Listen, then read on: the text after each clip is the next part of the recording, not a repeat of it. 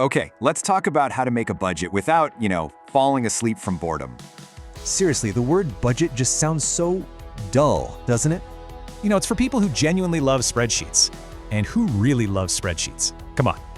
But what if a budget is the only thing keeping you from being completely broke? Yep. Look, the plan is super simple. It's just 2 steps. First, know your income. Step 1, know exactly how much money you get each month. No guessing allowed. So that's your salary, any freelance work, that side hustle? Yep, everything counts.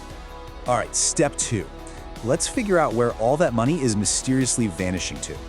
Yeah, everything. Bills, food, shopping, and definitely that 2 a.m. burger. We know. Okay, so now what? There's this simple trick called the 50-30-20 rule. It's awesome. It's easy. 50% for your needs, 30 for wants, and 20 for your savings. Okay, now for the hard part. It is time to cut out the nonsense.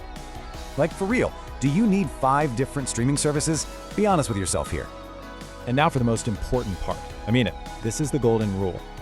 The broke way? Saving what's left. The boss way? Spending what's left after you save. Let that sink in for a second. This is the entire mindset shift right here.